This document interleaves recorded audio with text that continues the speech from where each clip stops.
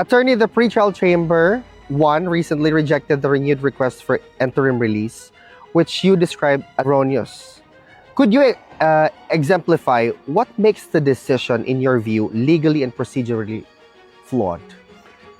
When I describe a decision as being erroneous, I'm using legal ease. It's a term that we have to use if we're going to make an appeal, because appeals are decided on the basis of errors of law and errors of fact.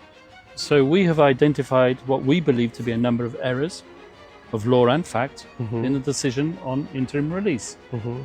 We've filed our notice of appeal, and today we've filed our brief in which we give our reasons for these alleged errors. Now, I'm not allowed to obviously detail those errors because the document has been filed confidentially.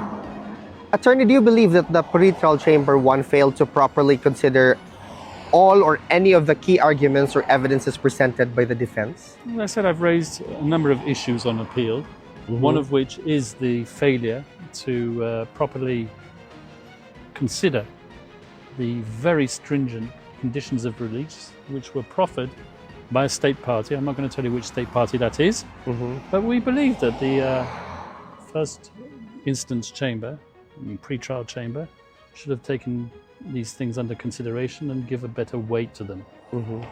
We believe that that was an error, but once again, I don't want to get drawn too much on the exact nature of the appeal. I'm not allowed to detail it. Attorney Nick, the pretrial chamber 1 in its decision has taken into account the public statement made by Vice President Sara Duterte. Do you consider this a form of injustice or a breach of judicial impartiality? I don't want to comment on that, but some of the statements that were made by the Vice President were clearly made in jest. There was this comment about organizing a jailbreak. And I have to laugh at that, quite frankly. Everybody who hears that knows that it was a joke. No one can really seriously believe that the Vice President of a sovereign nation would organize a jailbreak from a place like this. I mean, come on, let's be real about this. Because, Attorney, I was there when the Vice President made those statements. Yes. And you understood it as a joke just like everybody else. Exactly, Attorney. Attorney Nick, in what ways might this inclusion of such statements influence directly or indirectly or prejudice the pretrial chamber 1's decision-making processes? Well, I think that excessive comments on the judicial activity is not something that should be encouraged. The judges of the International Criminal Court have a job to perform, just as counsel have a job to perform, and they shouldn't have their every act scrutinized in the media. Once again, I give the judges the credit of performing their duty as is expected, and I hope to convince them now on appeal that the former president should be released. Attorney, in what ways should we take into account the timeline for the court to make or to render judgment to the appeal that you have submitted? You mean a judgment on the interim release? Yes. On appeal?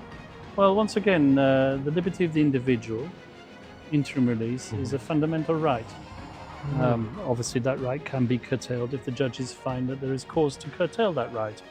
And the curtailment of that right is founded normally on 3 factors, one of which is the risk of flight, one being the risk of interference with witnesses, and the final one being the risk of continuing commission of crimes.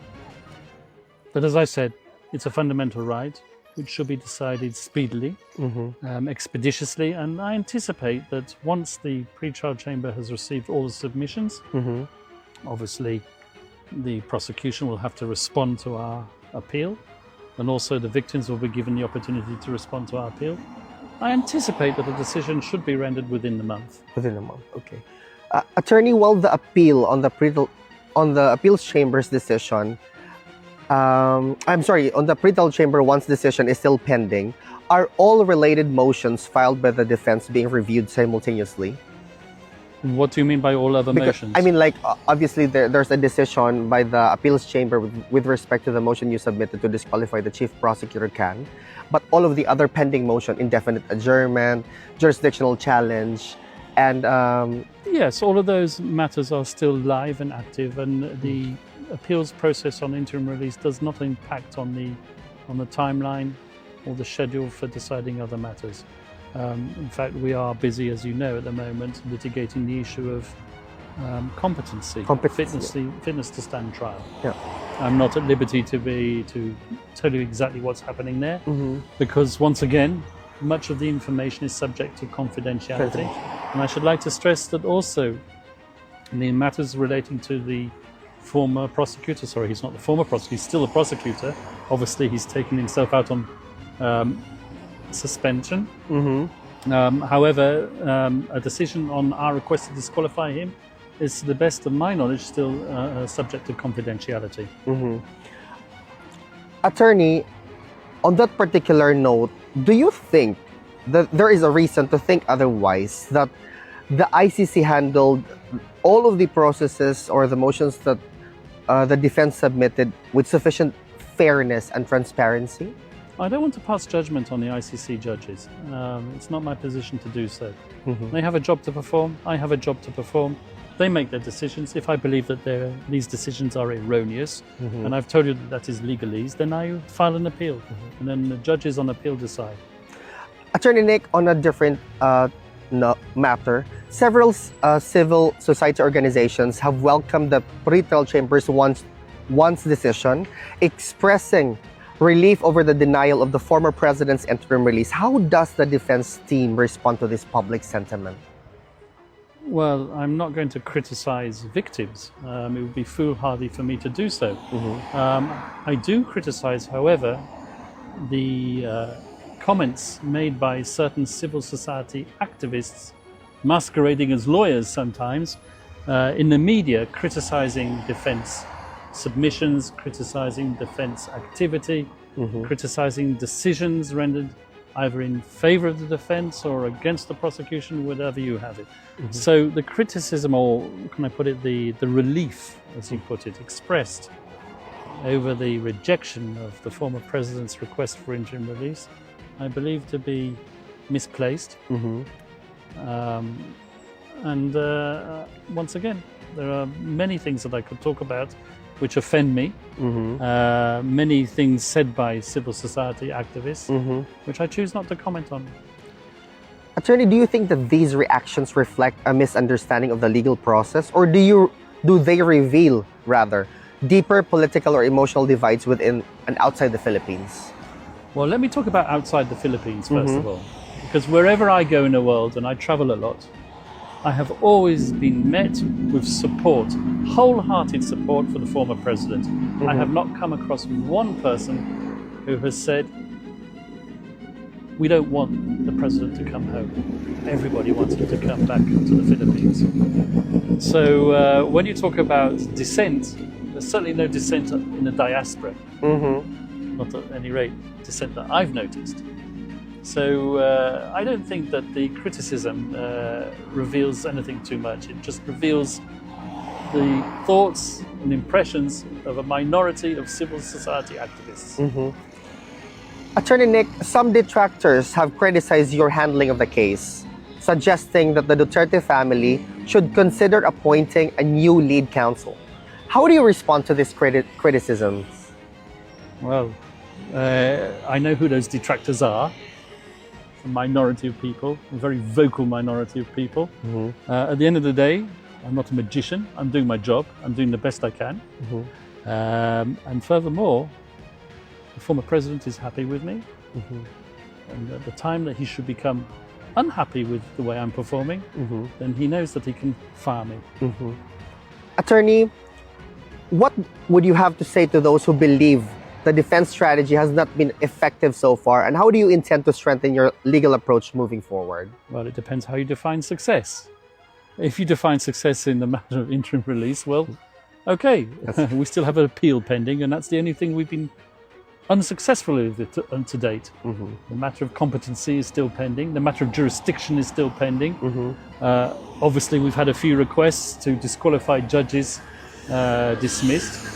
I can't tell you what has happened with respect to the decision on the the current prosecutor who's now suspended. Maybe that will be released soon. I don't know.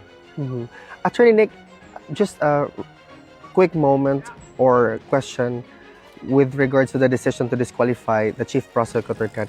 Does it have any effect at all, if at all, to the case of the former president before the ICC? Once again, I can't comment on a decision because I don't know whether that decision has been made public or not. I can only tell you what I argued. What I argued was that the former prosecutor, I keep on saying the former prosecutor, it's the current prosecutor, current chief prosecutor, who has suspended himself. What I argued was that being conflicted, as I argued that he was, he couldn't have carried out an independent investigation which requires the search for exculpatory evidence. What is exculpatory evidence? That's evidence which can be used to acquit the former president. You see, the Office of the Prosecutor has resources that the defense doesn't have. And the Rome Statute, which is the constitution of the court, obliges the prosecutor to look for the truth. And by looking for the truth, he also has to consider exculpatory evidence. So what we argued was that having a prosecutor who formerly represented victims suddenly changing sides and becoming the prosecutor, he can't really carry out his role as the prosecutor as should be expected. So effectively, the investigation was contaminated. When he represented those victims, it was back in 2018. When the arrest warrant was issued, it was 2025. He became prosecutor in 2021, 2022. So 3 or 4 years went by when he was supervising the investigation against the former president, yet not disclosing the fact that he'd formerly represented victims. As I said, I can't comment on any decision that might have been rendered. Just really one question in that regard. Would it be fair to say that because the appeals chamber decided that to disqualify him from further involvement, that all of this development in the case can be characterized as the fruit of a poisonous tree? Alvin, I can't comment on that. As I've told you, I don't know what the decision to release or not to release this information is at the present moment in time. I've been in the prison today. Okay, sorry about that. I can't tell you if there's a public decision on the matter or not. Okay, I'm sorry about that. For all intents and purposes, I don't know what the decision is, and I can't tell you what the decision is. Attorney, one last question. Do you have a message to convey to the Filipino people closely monitoring the case of the former president? Yes, I do. Be strong, hope for the best, and trust us to do the very best for the former president. Thank you so much. We're working hard. We've made an appeal. We hope that he will be released and that he will continue to follow the case, continue to participate in the case, continue to allow his lawyers to prove his innocence, and all this, not from the Philippines, but from a third-party state country, a state party to the Rome Statute.